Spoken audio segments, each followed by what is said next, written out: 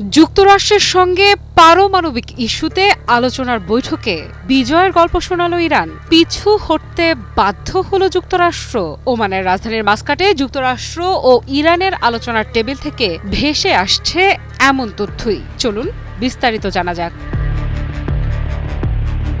আলোচনা হবে, কিন্তু সীমার ভেতরেই। বহু প্রতীক্ষার পর অবশেষে আলোচনার টেবিলে বসেছে যুক্তরাষ্ট্র ও ইরান। তবে শুরুতেই স্পষ্ট বার্তা, এবারের আলোচনা শুধু পরমাণু কর্মসূচি নিয়েই।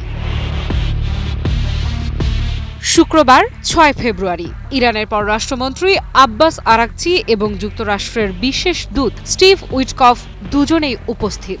কিন্তু বৈঠক হলেও মুখোমুখি বসে সরাসরি আলোচনা হয়নি। কূটনীতির এই নীরবতা নিজেই অনেক প্রশ্নের জন্ম দিয়েছে। এই আলোচনার আগে যুক্তরাষ্ট্রের অবস্থান ছিল কঠোর। যুক্তরাষ্ট্র চেয়েছিল পরমাণু কর্মসূচির পাশাপাশি ইরানের ব্যালিস্টিক মিসাইল উৎপাদন, মিসাইলের পাল্লা কমানো এবং আঞ্চলিক প্রক্সি বাহিনীগুলোকে সহায়তার বিষয়েও কথা হবে। কিন্তু ইরান স্পষ্ট জানিয়ে দেয় এই সব শর্ত মানা হবে না। শেষ পর্যন্ত মত বদলাতে হলো যুক্তরাষ্ট্রকেই, এমনটাই খবর জানিয়েছে ইসরায়েলি সংবাদ মাধ্যম হারেটস জানাচ্ছে, ইরানের শর্ত মেনে ব্যালিস্টিক মিসাইল ও প্রক্সি বাহিনী সংক্রান্ত আলোচনা থেকে সরে এসেছে যুক্তরাষ্ট্র। ফলে মাস্কাটে অনুষ্ঠিত বৈঠক সীমাবদ্ধ থেকেছে কেবল ইরানের পরমাণু কর্মসূচি নিয়েই। হারেটসকে দেয়া এক মধ্যপ্রাচ্য ভিত্তিক সূত্র জানায়, সৌদি আরব, কাতার ও ওমান এই তিনটি দেশ সক্রিয়ভাবে যুক্তরাষ্ট্রকে চাপ দেয় যেন তারা ইরানের শর্ত মেনে নেয়। কারণ শর্ত না মানলে ইরান আলোচনার টেবিল ছেড়ে শুধু সরেই যেত না, আঞ্চলিক সংঘাতের জন্যও প্রস্তুত ছিল।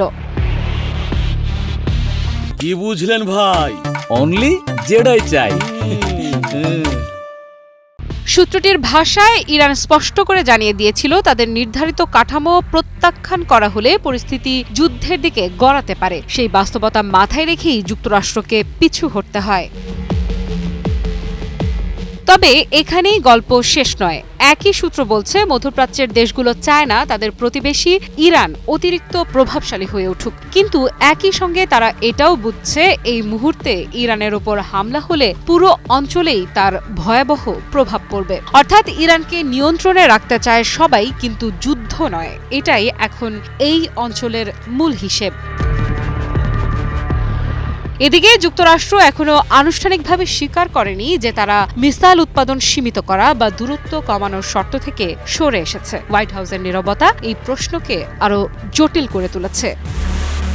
আফরিদা ইফরাত, নিউজ 24।